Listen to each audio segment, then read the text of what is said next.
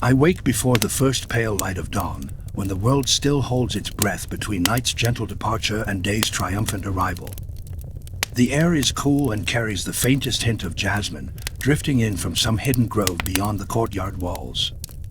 Each inhalation tastes of possibility, as if the universe has drawn a single shimmering breath and offered it to me alone. In this instantaneous sliver of time, I feel unmoored from every burden that ever weighed upon my heart. No longing for what was, no anxiety for what will be, only this, the exquisite fullness of now. Soft rustlings stir around me. A sparrow flits from branch to branch, its wings perfectly orchestrated in motion, each beat a testament to living. I open my eyes fully and rise from the simple woolen mat that has been my pillow. My body stretches with a subtle release, vertebrae clicking in gentle protest, as though waking from their own slumber. My feet find the smooth stone floor barefoot, and I pause, feeling the coolness resonate through my soles. It is as if the earth itself speaks to me in that moment, whispering, "Be here. Be awake. Be alive." I step into the courtyard, enclosed by ancient walls that have seen countless dawns yet bear no echo of repetition. Each sunrise is a fresh gesture of grace, a handwritten note from the cosmos inscribed in flickers of rose and gold across the sky. The first rays of light trace the edges of the fountain at the center, where water murmurs softly over time-worn marble. I approach and cup my hands beneath the flowing stream, letting droplets cascade through my fingers, each one a miniature universe briefly caught, then surrendered back to movement. In the chill of that water I taste the paradox of stillness within motion, a reminder that this singular moment carries all eternity within its curve. Above, the heavens blush in rosy hues that bleed into the gray-blue remnants of night. Clouds drift lazily, drawn by invisible currents, shifting shape as if in silent conversation. A breeze stirs, lifting the tendrils of my hair and carrying the distant call of the muezzin's prayer. The sound drapes itself over the scene like gossamer, neither rush nor drag, but simply present, a thread weaving me into the fabric of being. No thought arises of the day's tasks or the weight of my duties. Instead, there is a seamless unity, myself, the air, the fountain's song, the sky's awakening, all dissolving into a single pulse of aliveness. I close my eyes and breathe deeply, feeling the breath's journey from nostrils to lungs, and back again. With each exhale I release residue of dream, the lingering images, the half-remembered words of last night's musings. They dissipate like morning mist, leaving in their wake an unadorned clarity. I wonder sometimes how the heart becomes so accustomed to collecting fragments of past regrets and future yearnings, clinging to them like treasures, yet this moment shows me that those fragments are merely shadows against the brilliance of presence. When I let go of them, there is nothing missing, rather, there is room. Infinite room for the simple fact of being. A single rosebush stands near the fountain, its blossoms opening in concentric spirals, petals curved like the arms of lovers drawn toward each other. I step closer, marveling at the way the dew glistens on each velvety fold, catching the morning light and refracting it into tiny prisms. I lean in, inhaling its scent so deeply that I feel the flower's essence enter my bloodstream, as real and immediate as the air itself. In that fragrance I taste life's sweetness, and in its crimson hue I sense the feast of color that dances beyond human speech. No poem, no melody, no prayer could capture more fully what it is to be alive in this instant than this single bloom. My hand hovers above the petals, trembling slightly with awe. I recall how easily the mind drifts, whisked away by memory's pull or hope's lure, yet here, in direct communion with the rose, there is no distraction. There is only resonance. The flower opens wholly to the light, without hesitation or doubt, and so do I. All divisions vanish, between observer and observed, between self and other, between earthly form and divine spark. We are one flame flickering in the same breath of creation. A gentle murmur stirs at the courtyard gate, a servant arriving to announce the day's first visitors. Yet their footsteps pause as my eyes open once more, and they bow without a word, acknowledging the sanctity of this silent communion. I offer a nod in return, then walk deliberately toward the small pavilion at the courtyard's edge. Within, a low wooden table holds a steaming bowl of barley gruel and a cup of rose-infused tea. I settle on a cushion and partake, savoring each spoonful as though it were ambrosia. The warmth spreads through my chest, mingling with the lingering chill of dawn, and I taste not only sustenance for the body but nourishment for the soul, a reminder that even the simplest act of eating can be an act of reverence when performed in full awareness. As I lay the empty bowl aside, I feel the first real warmth of the sun upon my shoulders. It is neither intrusive nor overwhelming, but comforting, like the hand of an old friend.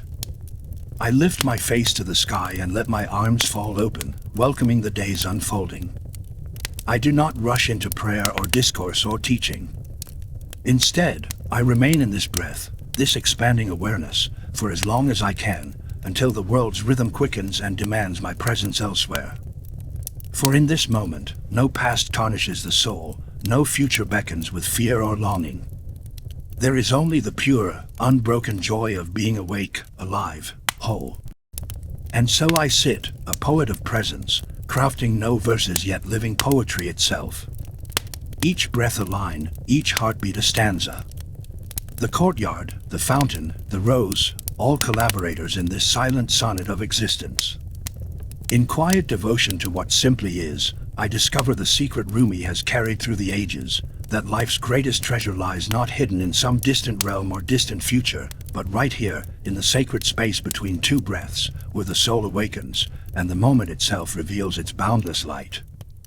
I step into the tavern as dusk settles into the veins of the city, the sky beyond the low windows shifting from amber to deep indigo.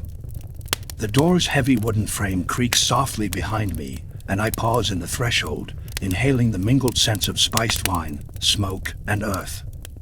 Candlelight flickers across rough-hewn tables and the worn faces of those who gather here, each presence a living tapestry of laughter and sorrow. No separation exists between the space and my own breath. Every thrum of conversation, every clink of pottery against wood, resonates within my chest like a sacred hymn. My eyes adjust to the glow, and I see a cluster of travelers at a corner table, their coats still damp from the road, their eyes alight with stories. A merchant with silver flecks in his beard gestures toward me, offering a nod that invites me closer.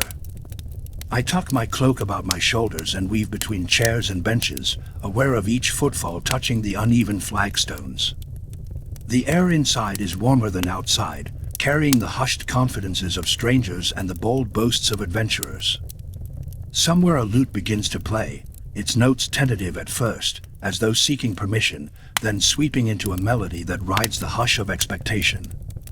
I choose a seat near the hearth, where embers glow like slumbering spirits. The hearth's warmth seeps into my bones, erasing the chill of the night beyond.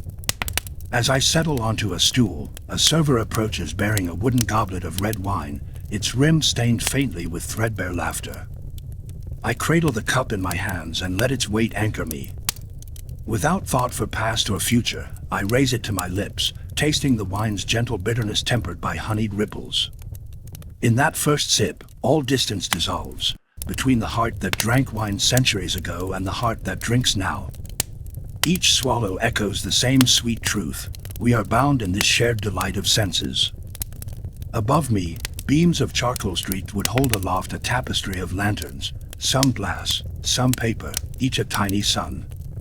Their flames tremble to the tune of unseen breezes, as though dancing to the lute's melody. I close my eyes, letting the flicker trace patterns behind my lids, swirls of gold, ember-like points of brilliance, the dance of consciousness itself. Opening them, I watch the minstrel, a lean youth, hair tied back with a scrap of cloth, finger the lute's strings. His eyes are closed, his lips curved in a half-smile, and I marvel at how creation arises from stillness. A single finger plucks, and the world trembles in response. Around me, laughter ripples like water in a stream. A pair of jostling travelers exchange boisterous jokes, their faces flushed with drink and camaraderie. A woman in a green shawl wipes tears of laughter from her eyes, her shawl's emerald threads shimmering in the lantern glow. Each outburst of joy becomes a star in the night of this room, and I, too, feel laughter bloom in my chest, a quiet, sudden blossom that surprises me with its warmth. Here, in this moment, We are not merchants or wanderers or pilgrims. We are simply hearts ignited by the living pulse of now. I lower my voice and speak to the traveler next to me, an old man whose eyes shine with memory. He tells me of distant mountains where snow never thaws, of valleys where the river runs thick as blood, of plains where the horizon shimmers in mirages. Yet his voice carries no longing. He tells these tales as one might describe the texture of bread or the scent of basil. He speaks with a reverence that makes each detail sacred, and I listen as though hearing creation's secrets. His stories are not recountings of what was or hopes of what might be. They are testaments to the vitality of experience itself, unfurling like smoke rings in the air. The minstrel's song shifts, taking on a hushed solemnity. A woman rises from a table draped in crimson cloth and begins to dance.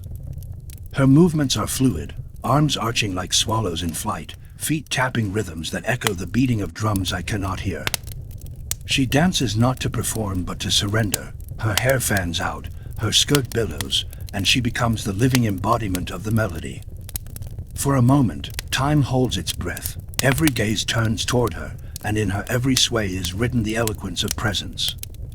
I feel my own body pulse with the same rhythm, each breath an invitation to merge with the unfolding moment. A hush descends as the dance ends, the woman's final pirouette scattering whispers of awe. The minstrel's final chord reverberates through the rafters, and then, silence. In that silence I sense the heartbeat of the room, the collective pulse of souls gathered in communion. Slowly, a ripple of applause rises, tender and unanimous, and I join, my palms meeting in gratitude not only for the performance but for the gift of awareness it awakens. I descend from my stool and step toward the hearth, drawn by the ember's glow. I hold my hands above the heat, feeling the radiance seep into my fingertips, into the marrow of my bones. In that radiance I recognize the paradox of heat and cool, of stillness and motion. The embers burn without moving, yet in their stillness they transform all that touches them. So too this moment burns in the heart of existence, still, yet endlessly creative. From the corner of my eye, I notice a group huddled over a wooden table, engaged in a game of chance. Dice tumble across the grain, the white cubes spinning truths and falsehoods in equal measure. A gambler's exultant cry follows a fortunate roll, and I laugh at the simplicity of joy unbound by reflection. This fleeting triumph is neither victory nor defeat. It is a sparkle of aliveness, a testament to the beauty found in uncertainty. I watch the dice rest, 3 and 4. 7, the middle path, the balance of extremes. I pick up the dice, feeling their cold facets against my palm, and for a heartbeat I consider rolling them, but I place them back down, content to let the game play on. The tavern's door swings open once more, admitting a gust of night air and a newcomer draped in a cloak of midnight blue. He pauses, surveying the scene, and I see in his eyes a flicker of awe. I beckon him over, and he nods, grateful for the invitation. He takes the empty stool beside me, and without introducing ourselves, we share a nod of understanding. In this place, words are secondary to presence. He holds out his hand, and I place mine within it. The warmth of his palm meets mine, and I recognize that touch, brief, unassuming, can be as profound as any verse. We sit, companions of the moment, and the minstrel strikes the first notes of a new tune, lively now, as though to celebrate reunion. The dance of presence resumes, fingers tapping, heads nodding, feet shifting in time. I sip the last of my wine and set the goblet aside, its empty hollowness echoing the tavern's fullness. Here, in this mosaic of faces and voices, I witness the humble miracle of gathering, strangers bound by curiosity and the simple act of sharing breath. Night deepens beyond the lantern glow, and the tavern's energy shifts, winding down like a lullaby's final verse. Conversations soften, laughter settles into contented hums, and the fire's embers sink into glowing memory. I rise to leave, stepping back into the cool air beyond the door. As I close the tavern behind me, I carry with me the warmth of its embrace, the sacred tapestry of sounds and faces, the communion of song and story, the shimmering awareness that each fleeting encounter is a gift offered by the present. In the hush of the night, I whisper gratitude to the world, for this moment, vivid and alive, is all there ever is. I step into the garden just as the sun reaches its zenith, spilling warmth across every leaf and petal. The air here is different, thicker with the perfume of earth and bloom, as if the very atmosphere has been distilled from petals. My sandals make soft sounds against the gravel path, each tiny stone shifting underfoot as though whispering secrets of countless visitors who have walked this way before. The courtyard walls fall away in my mind, and I imagine the garden as a wild world unto itself, a sanctuary where time slows and the heart takes its own measure. Above me, the cypress trees stand sentinel, their dark green needles quivering in the light breeze. I pause beneath one, feeling its ancient presence press gently upon my skull, like a question waiting to be answered. From high among its branches comes the faint rustle of unseen wings, perhaps a dove or a nightingale seeking midday shelter. I tilt my head back and close my eyes, listening, the soft susurrus of leaves, the distant murmur of water, the muted chatter of bees courting flowers. These sounds overlap and entwine, forming a living tapestry of motion and stillness. I wander deeper along the winding path, eyes drawn to a single rosebush that bursts with blossoms like drops of blood against green. I step closer, toes tracing the path's edge, and study a bud still curled tight, its outer petals marked with a pale blush. I imagine the unfolding that will come, layer after layer of velvet skin peeling back to reveal the heart of the bloom. How often have I stood before a rose and marveled at its unhurried perfection? In its patience it teaches me that I, too, must open in my own time, petal by petal, surrendering only when the light within demands release. A tiny frog hops from the rim of the fountain to the moist earth beside it. I crouch low to observe, astonished by the shimmer of its skin and the nobility of its smallness. The creature's world is measured in leaps and breaths, in the glimmer of droplets on lily pads and the curve of water's surface. For the frog, this moment is endless. Yesterday's rain is as gone as last night's dream, and tomorrow's sunlight has not yet stirred. It lives, as I strive to live, wholly in the slender space between inhale and exhale. Beside the fountain, water cascades over marble carved with moss-softened scrolls and arabesques. I lay my palm upon the cool stone, feeling its smooth contours etched by time's patient hand. The water greets my skin with gentle insistence, tiny rivulets parting to accommodate each finger. I cup my hand, lift a mouthful of the clear liquid, and drink. The taste is pure and clean, like distilled air made liquid. As I swallow, I sense the water's journey, from root to spring to stream to fountain, each phase a testament to transformation and return. I carry that cycle within me, a silent promise that in giving I will also receive. Slowly, I rise and move around the fountain's circumference, pausing to inspect the carved images, vines twisting in filigree, flowers bursting in bas-relief, birds aloft with wings outspread. Each carving is a frozen song, an echo of life rendered in stone. I trace a bird's outstretched wing with a fingertip and marvel at how an artist long ago captured flight. Even here, where movement seems halted, the essence of motion pulses, the curve of a feather, the tension of muscle before takeoff. Stone and breath meet in the charged space between permanence and ephemerality.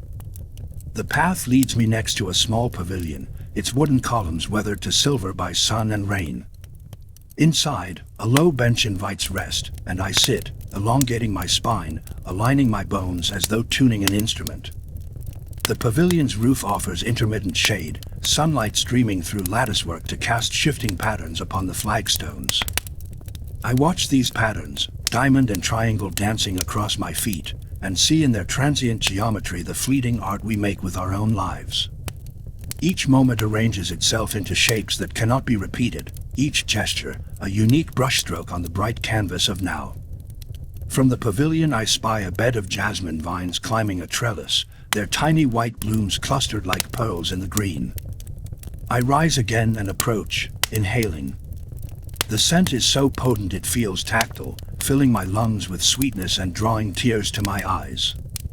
I bow my head into the gathering of blossoms, and in that surrender I sense the heart's widening, its capacity to embrace beauty so vast it almost hurts. I recall how often I have sought ecstasy in distant visions, when it dwells so readily within a cluster of petals at one's feet. A delicate breeze stirs the jasmine, and petals drift like snowflakes around me. I reach out, catching one on my fingertip, and watch its soft curve against the sunlight. For a moment, I am the petal, adrift in the air, weightless and free of tether. And then it lands on my palm's hollow, a gift of the moment's generosity. I close my fingers to cradle it, knowing that soon it will wilt, its beauty returning to the earth. Yet in this interval it is perfect, whole, unrepeatable. Likewise, this breath I take now is an irreplaceable treasure, to be honored before it slips away. Beyond the jasmine, a small group of olive trees stands together, gnarled trunks tangled in embrace. Their silvery leaves shimmer, flipping to reveal darker undersides, as if they too are engaged in silent conversation. I step among them, feeling the rough bark beneath my fingertips.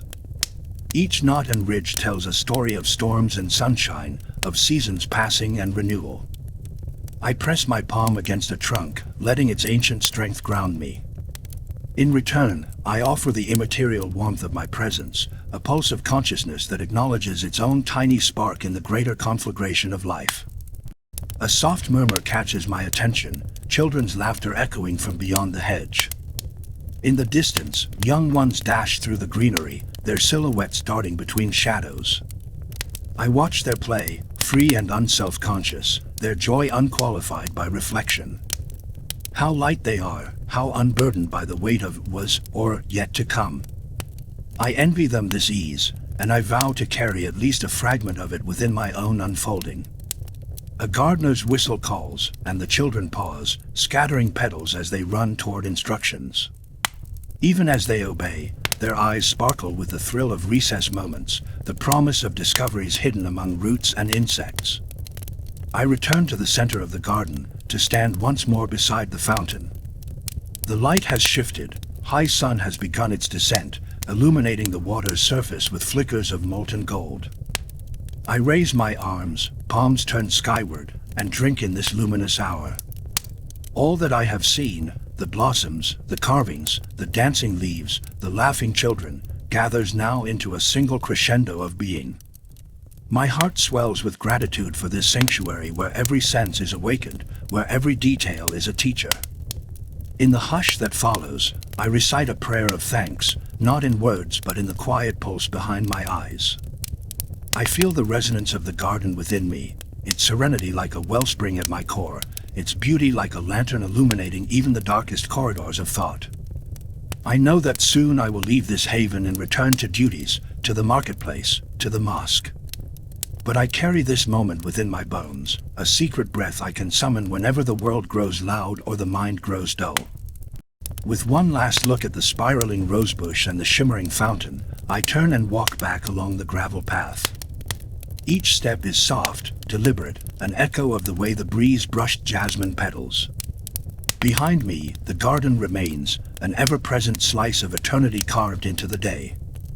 Ahead of me lies the rest of life's unfolding story, but I go forward confident, for I have learned the garden's deepest secret, that every moment, however ordinary, can bloom into perfection when met with open senses and a heart fully awake. I step into the bustling heart of the bazaar just as the morning light gilds the arches of stone above me. The air hums with the voices of merchants calling out their wares, spices piled high like miniature dunes of crimson and saffron, bolts of silk shimmering like captured sunsets, strings of coral beads that glow with quiet fire. My feet carry me forward, unhurried, weaving among the crowd as though the very cobblestones beneath my sandals pulse with life. Every footfall awakens 1,000 possibilities, each stall, each face, each glint of treasure a doorway into the richness of this moment. A merchant stands before a low table draped in turquoise cloth. His arms are laden with scarves of every hue, emerald green, rose pink, indigo blue, each folded with the care of a prayer. He lifts a scarf from the pile, its threads spun of silk so fine they whisper against each other like secret lovers. I watch the fabric catch the light, trailing colors that ripple like water. His eyes meet mine, and in that instant I sense an exchange far greater than goods for silver, an offering of presence. He drapes the scarf over my shoulders, the cool weight settling against my skin with surprising warmth. In its folds I feel the compass of 1,000 dawns and dusks, each dyed into thread by hands both mortal and divine. I reach out, brushing the scarf's edge with a reverent touch. The merchant smiles, revealing a single gold tooth that glints like sunrise. He spreads his hands in a question, will I purchase this? But before words form on my tongue, I feel the tug of my own mind, visions of tomorrow's plans, of profit and ledger entries, drift toward me like shadows. I pause, inhaling the swirl of aromas, cardamom's sweet bite, cumin's smoky earthiness, the soft tang of dried pomegranates. In this perfume-laden air, I remember that life's richest currency is attention paid to the now. Gently, I remove the scarf from my shoulders and fold it with deliberate care, returning it to the merchant's waiting hands. His brow flickers briefly, surprise, perhaps disappointment, yet he nods, understanding blooming in his eyes. No exchange of coin passes between us, yet neither of us leaves impoverished. I continue onward, carrying with me the echo of silk on skin, a remembrance of how presence can weigh more heavily than treasure. Ahead, a cluster of jewelers has arranged trays of polished gemstones beneath a canopy of crimson cloth. Rubies the color of deep wine, sapphires as blue as mountain lakes, and emeralds like spring's first green pulse from each tray. I bend close, watching light fracture into prisms, a galaxy contained within each polished stone. A jeweler, his fingers peppered with tiny scars from years of setting stones, picks up a single opal. Its surface undulates with pale fire, shifting with each tilt of his wrist. I feel my breath catch. In that light I see the swirl of cosmos, of stardust and moonbeams woven into a single speck of matter. He offers the opal to me on an ivory tray. My fingers hover above it, tempted to close around its cool surface. Yet I hold back, sensing the quiet lesson in restraint. For possession, like memory, collects dust when hoarded, its beauty blooms most radiant in the act of seeing. I smile, and instead of taking the stone, I place my palm over my heart, acknowledging the gift of wonder he has shared. He inclines his head, and I move on, eyes alight with the opal's lingering glow. The sun climbs higher, and the market's energy thickens. I pass a spice merchant whose wares lie in ceramic bowls, turmeric's golden glow, red pepper's spark, sumac's dusty rose. He lifts a handful of saffron threads and lets them sift through his fingers, a shower of vermilion flame. Its scent is fierce and sweet, and I close my eyes to drink it in. Somewhere within that aroma resides a promise, that every moment, no matter how ordinary, is rich with the alchemy of change. I nod to the merchant, and we share a silent vow to honor this fleeting incense. In a shaded corner, a stall displays textiles woven with geometric patterns, diamond and star, spiral and interlaced knot, each symbol a language centuries old. A weaver, her arms strong as braided rope, unfurls a tapestry of deep aubergine and gold. The pattern seems to breathe beneath my gaze, expanding and contracting like a living heart. She tells me, without speaking, that each line is a story, of journeys across desert sands, of caravans threading through mountain passes, of hands joining across cultures in the loom's embrace. I stroke the tapestry's edge, marveling at the rhythm of warp and weft, and feel the threads of humanity woven into my own soul. My path curves toward the center of the bazaar, where at a low table a merchant sells birds of song, nightingales in wicker cages, their feathers dusky as moonlight. One cage holds a single bird whose black eyes shine with curiosity. The merchant lifts the cage door slightly, and the nightingale tilts its head, warbling a note so pure it seems to cleave the air. I lean in, breath held. The song rises in trills and flourishes, a poem of joy and lament entwined. In the notes I hear both the ache of time's passage and the rapture of transience. The song is not for an audience but for the moment itself, its sweetness made more precious by its impermanence. I thank the merchant and then step back, letting the bird's song ripple through the bazaar.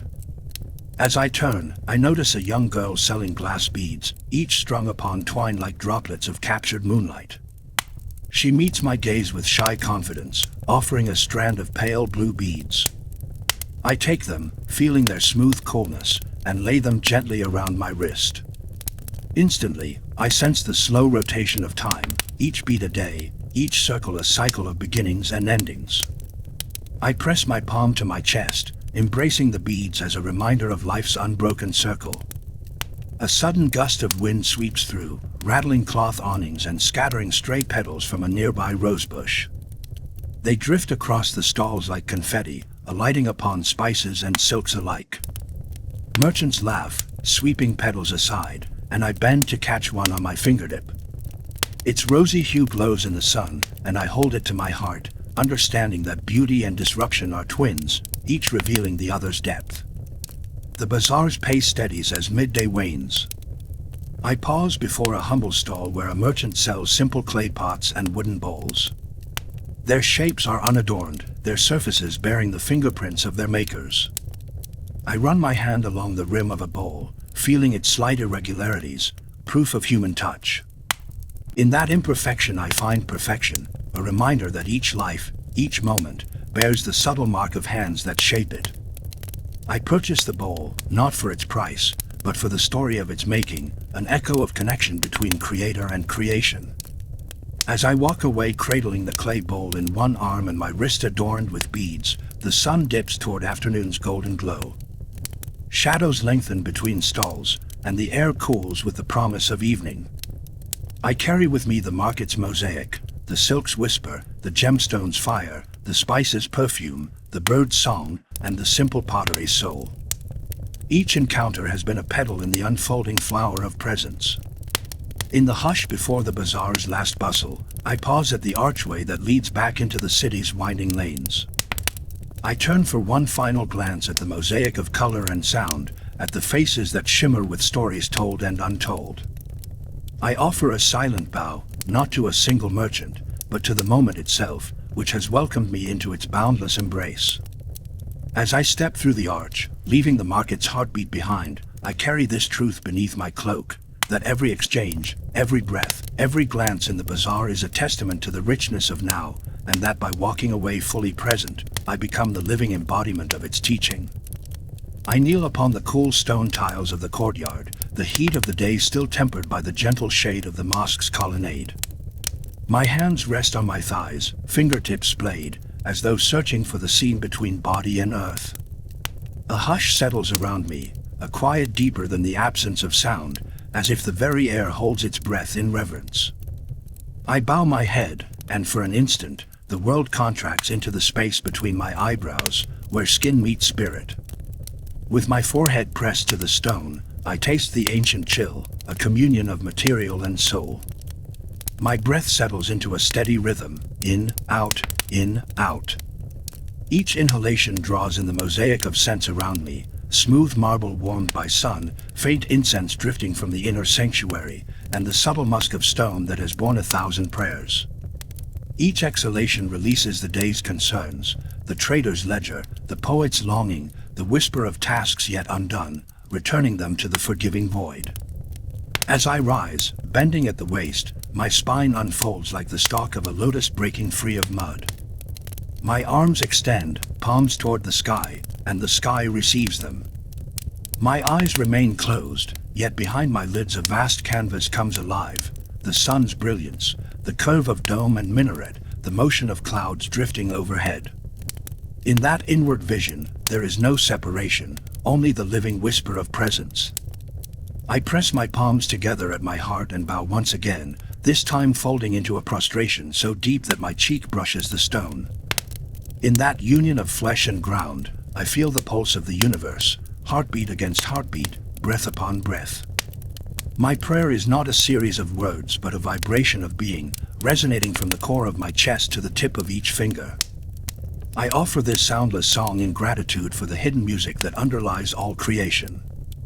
As I rise into the kneeling posture, I place my palms upon my thighs and let my gaze settle on a single point a hand's breadth before me. There, I see nothing and everything, a sunset caught forever on the horizon, the tremor of wings that cannot be named, the echo of 1,000,000 souls who have knelt in this very moment. My thoughts drift away, no longer sovereign rulers of the mind but gentle pilgrims, returning home to the field of awareness. I stand, arms rising in smooth arcs, palms open like blossoms greeting the dawn. The movement is prayer made visible, each gesture a verse in the silent poem of devotion. My hands pause above my head, fingertips almost touching, as though bridging heaven and earth within my own body. Then they descend in a single sweep, tracing an invisible arc that writes praise upon the air. In the stillness between gestures, a secret unfolds, that prayer is not a ladder to climb but a river in which to float. I release effort and simply abide, aware of the gentle undulation of breath, of the small swell and fall of my chest. Each inhale draws me deeper into the field of presence, each exhale dissolves the boundary between self and cosmos. In this ebb and flow, I discover that the act of prayer is identical to the act of being fully alive. A distant song drifts through the open archways, call to prayer winding through the city's veins. Its melody curves and curls like smoke, eddying around minaret and courtyard, drawing hearts outward even as it draws them inward. I let its notes settle into my bones, and I become both singer and sung, musician and music. There is no ask, no petition, only a surrender so complete that prayer and praiser collapse into one luminous point. I kneel again, forehead to stone, and here feel the pulse of the portal between worlds. Time dilates, a single prostration contains all past prayers and all future hopes. In its silent center lies the truth that devotion arises not from words but from the space between words. I linger here, savoring its depth, until the stone beneath me warms with the imprint of my presence. Rising slowly, I fold my hands before me and carry the prayer within my silence. The mosque's shadows lengthen as afternoon ripens toward evening, but my heart remains illuminated by the glow born in this sacred exchange. Each movement, each bow, each breath, each moment of stillness, has woven a tapestry of communion. I step away from the prayer niche, feet bare upon these tiles, and feel their cool kiss follow me like a benediction. Walking through the courtyard, I sense the echo of my devotion in every arch and column. The courtyard's fountain murmurs a lullaby, the waters whisper a continuation of the prayer that now animates my every cell. I pause beside its marble rim, cupping water in my hands, and drink deeply, tasting the sweetness of presence distilled to its purest form.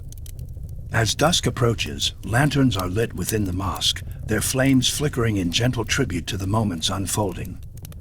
They shimmer against the painted dome, turning each swirl of arabesque into living fire.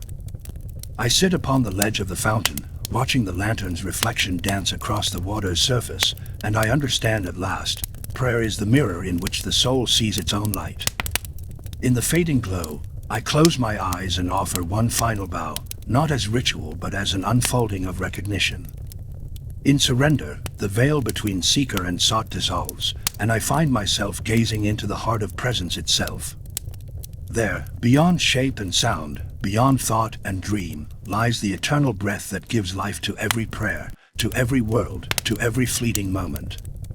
And in this boundless stillness, I know, devotion's true path is simply this, the embrace of the now, until every prostration becomes a step into infinity. I wander along the river's edge as the sun tilts toward afternoon, its light dancing upon the water in patterns that shift like living embroidery. My companion walks beside me, shoulders relaxed yet charged with unspoken curiosity.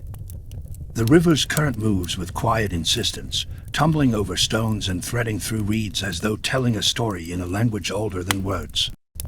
I pause on a smooth boulder, rising above the shallows, and gesture for him to join me. He settles beside me, the murmuring water between us and the horizon stretching in soft haze beyond. He watches the water, eyes tracing the way it flows, and then turns to me. "Master," he asks, voice gentle yet urgent, "how do we escape the weight of past regrets and future anxieties?" The question hangs between us, as delicate and persistent as a dragonfly's wing beat. I look back to the river, seeing in its motion the answer already at work. Without speaking, I slide from the boulder into the cool shallows. The water embraces my legs, its touch at first startling, cold as a breath drawn from another world, and then invigorating, awakening every nerve. I lift my gaze to the sky's vast reflection, and I feel my companion's eyes on me. I beckon him with a subtle tilt of my head. He follows, stepping in until the water kisses his calves. Together we stand in the river's flow, the current circling our feet. The river does not cling, I say finally, voice low enough only for him to hear. It does not hold on to any one droplet, nor does it fret for the one yet to arrive. Each drop joins the stream, moves with it, and becomes part of the larger journey. It does not mourn the drop that has slipped downstream, nor does it await some distant pool. It simply flows. He nods, but the weight in his chest remains. I take a step upstream, and the current tugs at my ankles, urging me backward. Feel the water, I instruct, allow it to move around you. Do not brace yourself against it, nor seek to control it. Yield where it presses, stand firm where it supports. He hesitates, then lets his posture soften. Water swirls about his feet, washing away tension as it ebbs and returns. I feel the ripple of his release, a slight exhale that speaks of burdens loosened. I bend to scoop up a handful of river water and let it slip through my fingers, watching droplets scatter and vanish. Our regrets and anxieties are like this water, I continue. They pass through our hands if we let them. If we clutch them tightly, they become heavy stones, weighing us down. But if we open our palms, they slip away, leaving only the clarity of this moment. He watches the water fall, and I see understanding flicker in his eyes like light on the surface. And what of the future, Master? He asks. How do we remain present when tomorrow's shadows loom so large? I stand and tread toward a deeper eddy where the current swirls in gentle circles. He follows, water rising to his knees. I rise higher until the river laps at my waist, a living threshold between earth and sky. Observe the eddy, I say, raising my voice against the murmuring flow. It is neither upstream nor downstream, but a meeting place of currents. In it, water turns and returns, caught in a dance of balance. This eddy knows neither the river's source nor its mouth, it simply moves in the harmony of now. We must find our own eddy in life, a place in our hearts where the past's pull and the future's push cancel each other, and we can dwell fully in the turning of this single breath. He turns in a slow circle, tracing the water's swirl with his gaze. But we cannot stay here forever, he murmurs, and the eddy must eventually yield to the river's greater current. A soft smile touches my lips. True, I admit. No eddy lasts, and no moment can hold us indefinitely. But by familiarizing ourselves with presence here, we learn to trust the river to carry us forward. We learn that each moment of stillness nourishes the soul for whatever lies ahead. I step back to where the water runs shallow again, and he mirrors me. We stand together on the stony riverbed, water weaving between our toes. I reach to his shoulder and squeeze, a silent benediction. When you feel regret, remember the water slipping through your hands. When you feel anxious, recall the eddy center, where all motion becomes still. Breathe into these memories, and you will find that the weight lifts. He closes his eyes and breathes deeply, as though tasting the lesson. I sit on the boulder and pat the flat surface beside me. He settles, and together we watch the river's lightless depths, where stones lie smooth beneath ripples of sun. A heron lifts beyond the bend, wings slow and deliberate, and in its flight I glimpse the harmony of earth and air, a silent testament to the freedom found in release. Thank you, Master, he says on a sigh that carries gratitude like a sail. I will remember. I smile and place my hand upon his. May the river's teaching flow through your life, I whisper, reminding you always that to be present is to be free. We rise and step from the water, the coolness clinging to our skin. As we walk back along the riverbank, the sunlight warms us once more, and I carry in my heart the knowledge that the path of presence is never distant. It flows within us, forever ready to ease every burden and guide each step through the timeless dance of now. I lean against the windowsill, feeling the hush of night settle over the world like a velvet cloak.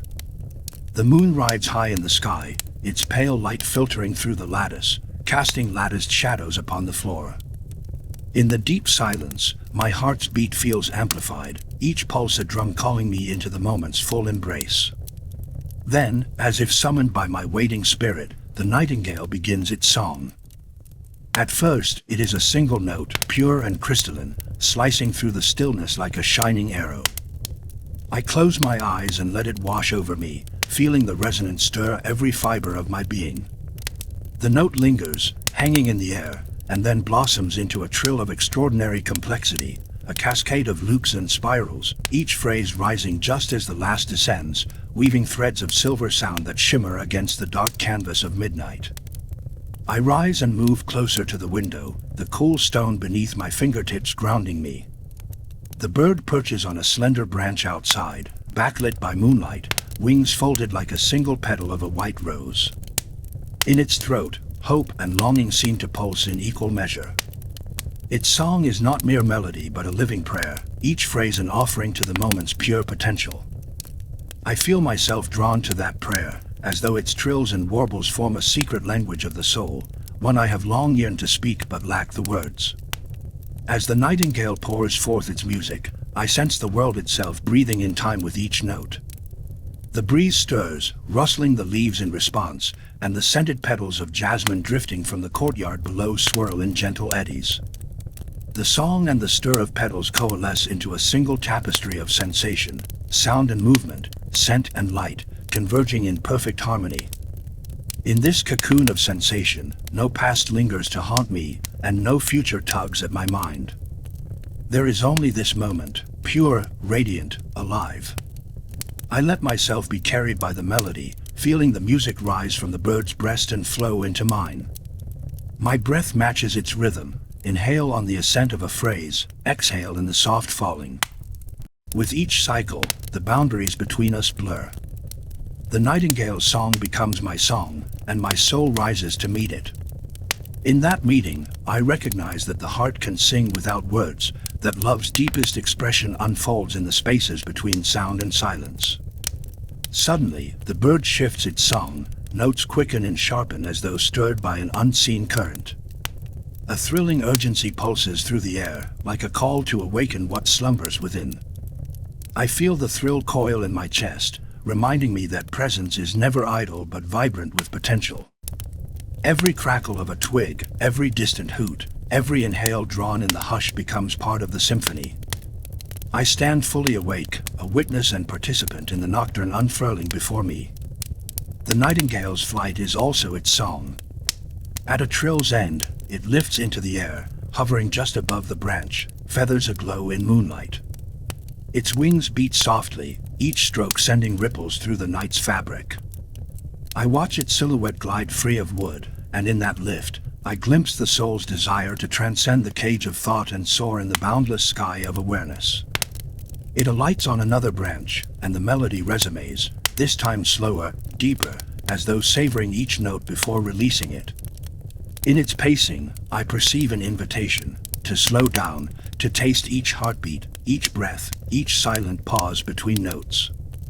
I close my eyes, tilting my face toward the moon, and let the song sink into my bones.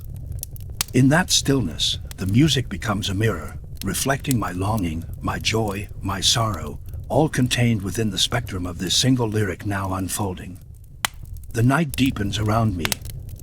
Stars tremble in the vast dome overhead, each one a tiny fire singing its own silent song.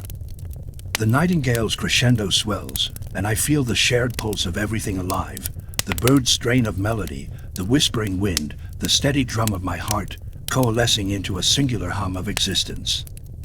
I bow my head in reverence, offering gratitude for this communion that requires neither creed nor doctrine, only an open heart and an ear attuned to wonder. A final phrase unfurls, a long, soaring note that holds on the cusp of silence. It trembles, then dissolves into the night like dew vanishing at dawn. In the hush that follows, the world awaits the next breath, the next movement, the next moment. I remain by the window, breath steady, eyes open to the moonlit world beyond.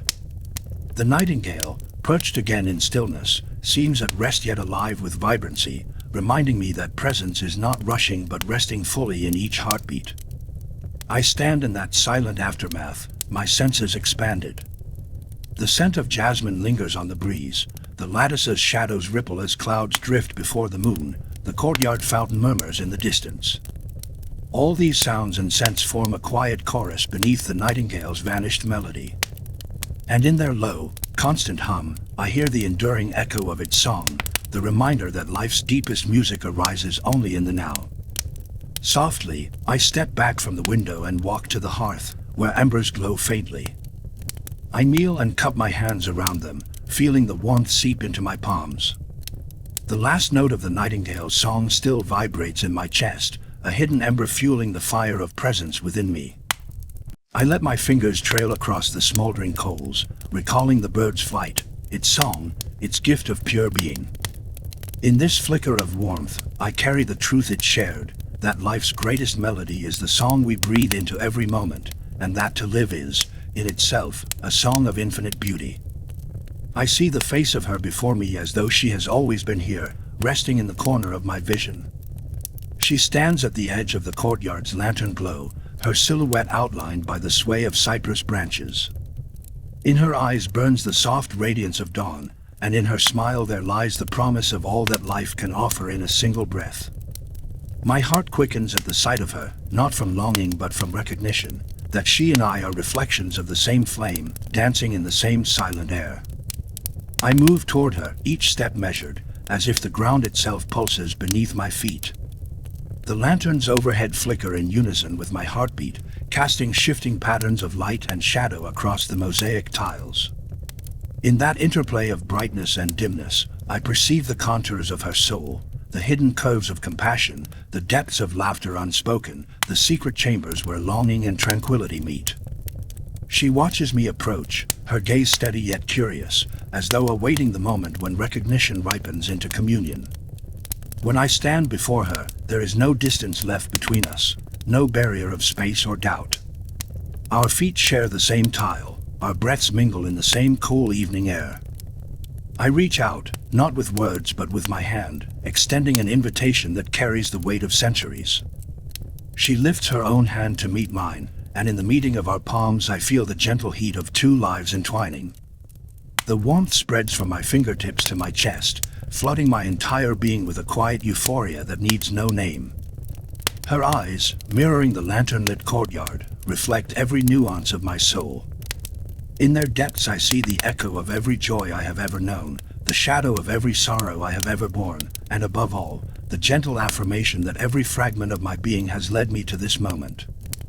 When she smiles, it is as if the universe itself exhales in relief, a single exhalation that reverberates through the columns and arches around us. In that smile I taste the sweetness of homecoming, of two rivers merging into one vast current. I lean in, closing the space between our foreheads.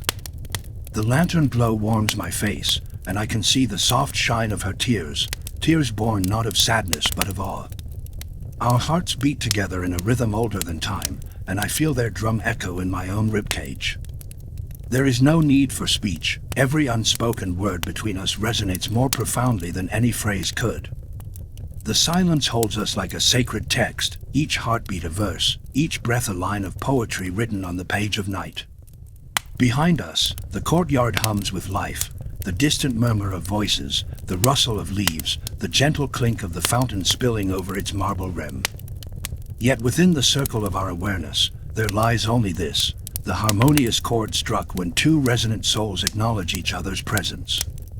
Time stretches, curving around us, so that the lantern flames burn slow and steady, and the shadows drift like sentinels guarding our communion. I press my palm to her heart and feel the flutter of her breath, delicate as the wings of a hummingbird. She mirrors the gesture on my chest, and I feel her warmth seep into my bones, binding me to this moment with threads of light. In that shared heartbeat, I understand that love is not a distant goal to be achieved but the very fabric of existence when seen through eyes of wonder. We are two notes held in the same chord, each incomplete without the other yet each whole in our union. She tilts her head, and her laughter sounds like a bell awakening the dawn. It ripples through the courtyard, carrying with it the pure joy of recognition. My lips curve in reply, and in that mutual smile I glimpse the boundless horizon of shared possibility. In her gaze I see my own reflection, soft and strong, curious and calm. It is a mirror held by infinity, showing me the shape of my truest self. Slowly, deliberately, I draw her into a dance without movement. Our feet remain planted on the mosaic tiles, yet our spirits waltz with the silent melody that threads between our hearts. I feel the centuries of longing and devotion that have carried us through countless lifetimes, converging here in this courtyard under the tender watch of lantern light. In this wordless dance, I vow to remain fully present, to honor every breath and every glance as though it were a universe unto itself. The lanterns flicker one last time as a breeze stirs the cypress branches, sending a shower of petals drifting around us like confetti. Each petal lands on our shoulders, in our hair, at our feet, and we gather them in our hands as offerings to the moment. In their softness I taste the fragility and resilience of love, delicate in form, yet unbreakable in its capacity to transform us. At last, we part, not out of separation, but to mark the fullness of our communion. I step back, and she does the same, yet the bond between us remains unbroken, a golden thread stretching into the future. In her eyes I see a promise, that every moment shared will be honored, every feeling treasured. I bow my head, she bows hers, and in that simple gesture we seal our vow to be present, to see each other as mirrors of the infinite light that animates all being. As I turn away, the courtyard fades into the background, but the warmth of her presence travels with me. I carry her reflection in my heart, a living flame that lights each step of the path ahead. In that flame I sense the truth Rumi spoke, that love is not a distant island to be reached, but the very shore upon which our souls stand, in the ever-present now. Thunder cracks open the sky above me, the night split into violent shards of sound and shadow. I sit alone by the window, watching the world convulse under the fury of the storm. The wind wails down narrow alleys, snatching at roof tiles and rattling shutters. Rain streaks the glass, blurring the lanterns burning stubbornly in distant courtyards. My heart, usually so steady in its beat, stutters in time with the tempest's chaos. A tremor of fear stirs, a primal wariness that asks, what if the storm grows fiercer? What if the fragile world I know succumbs and collapses under the weight of its wildness?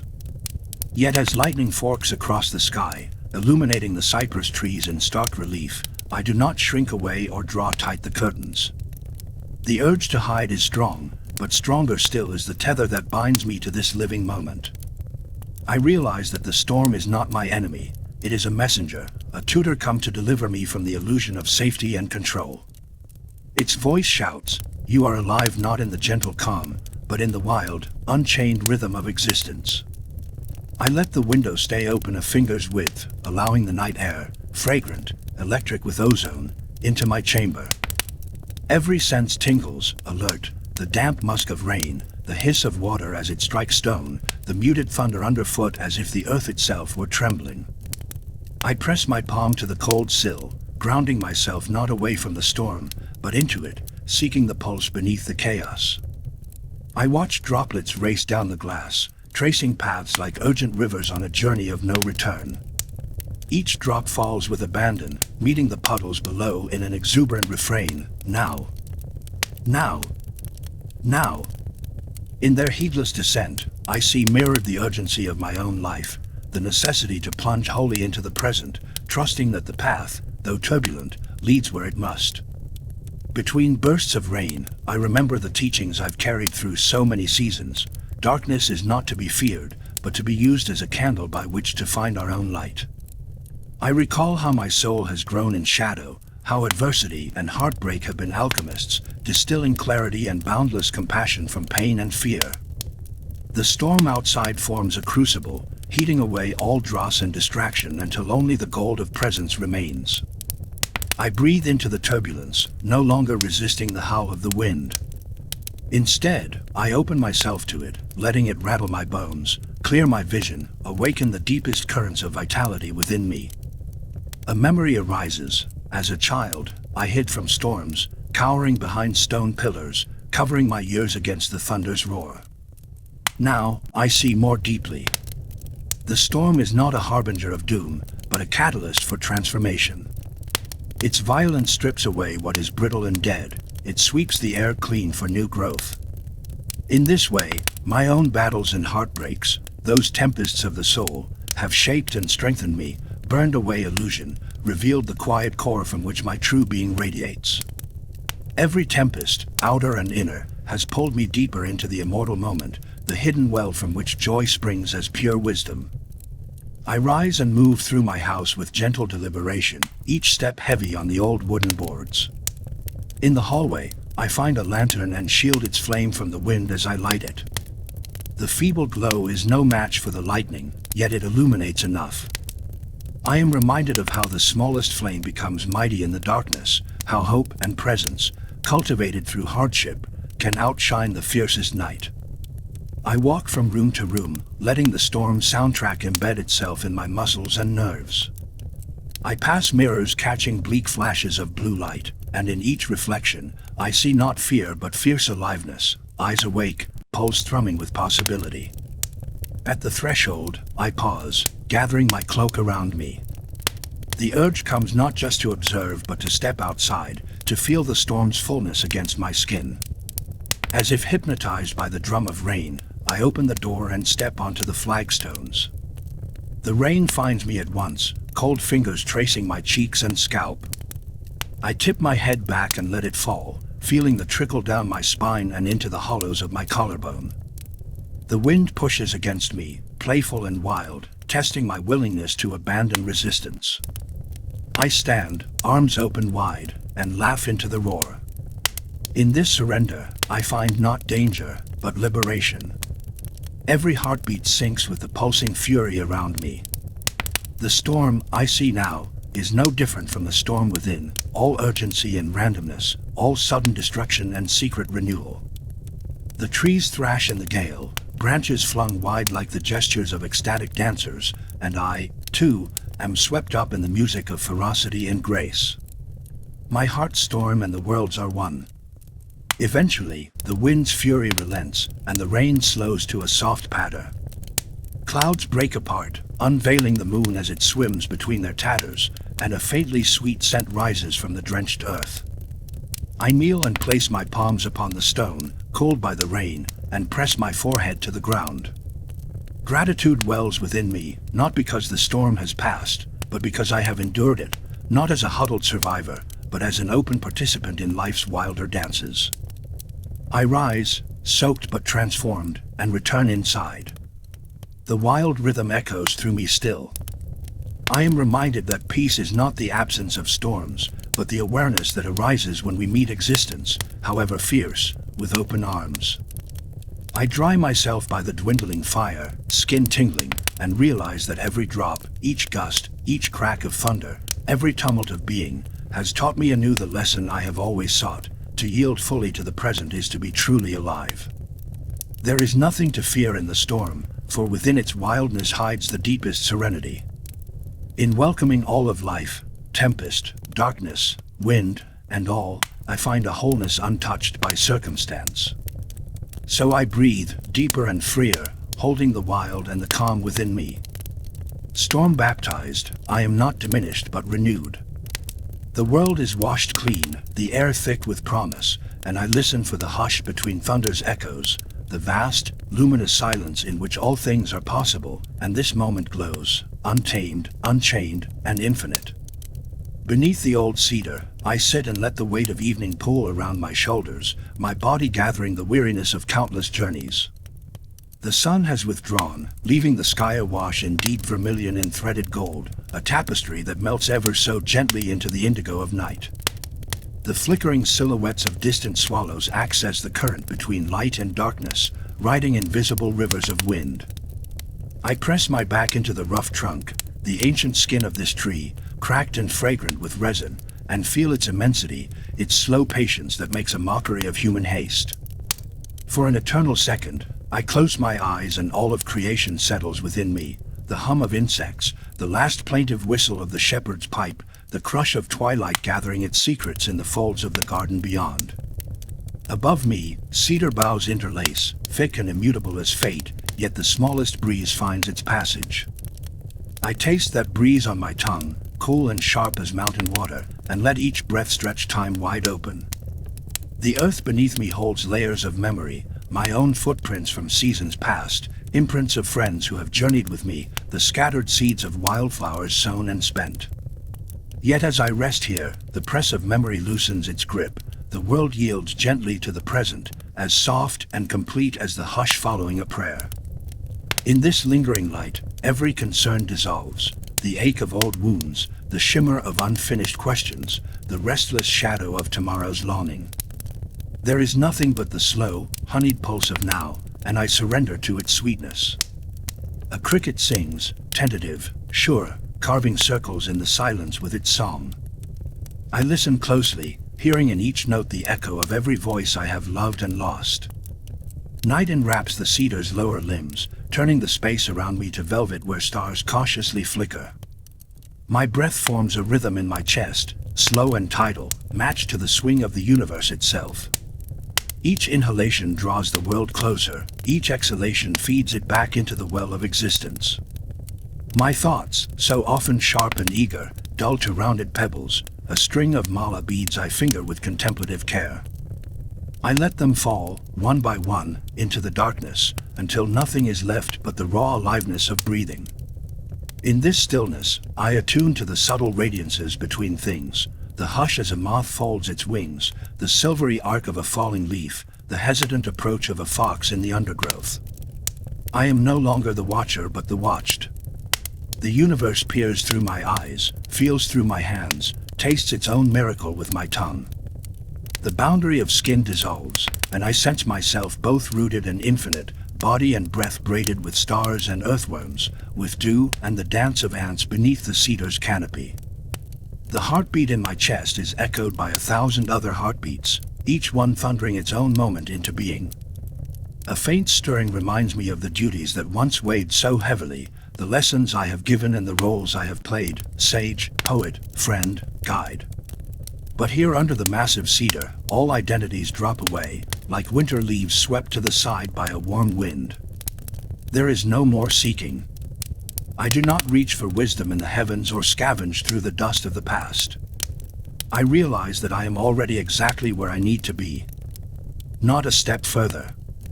Not a breath ahead or behind. Eternity unfolds in the small hollow of my cupped palms, in the heat of my pulse, in the wild, generous tumble of the present.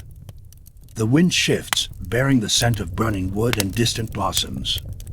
Far off, someone sings a wordless lullaby for no reason but to tempt the night to linger.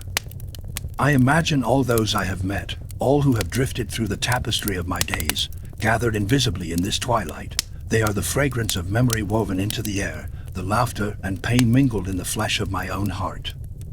My aloneness, I see, is a magnificent illusion. Here, every spirit that has brushed mine returns as starlight to bless the moment. I stand and stretch my arms wide, offering my presence as another branch among the cedar's boughs. The lingering warmth of the sun traces a glowing outline along my skin, the cool breath of night steadies my beating heart. I tilt my head back and look up through the twisting limbs toward the heavens now sprinkled with the first bold stars.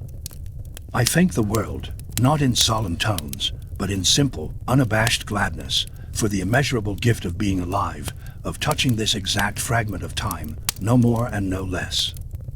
The evening deepens, and my limbs grow heavy, but my spirit ripples with undeniable joy.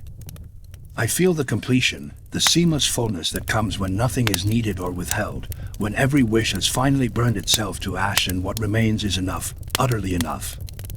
The sky, burnished and immense, cradles my small figure in its expanse, and I know at last, in every particle of blood and bone, that there is nothing after this moment to covet or fear.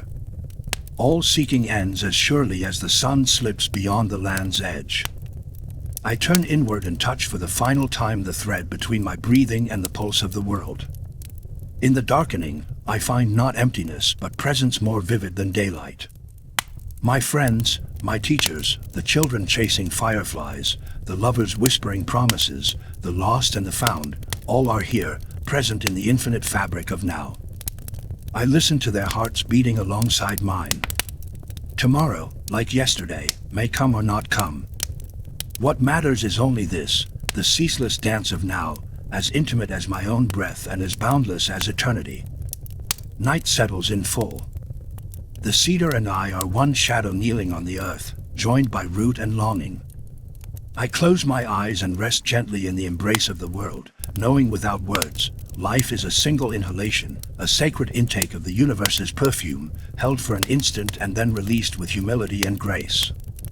The wind sighs, and in that sigh I hear forever, there is only this moment, and it is everything, boundless, complete, whole. I breathe on, grateful for the eternal breath, content in the boundless presence of being.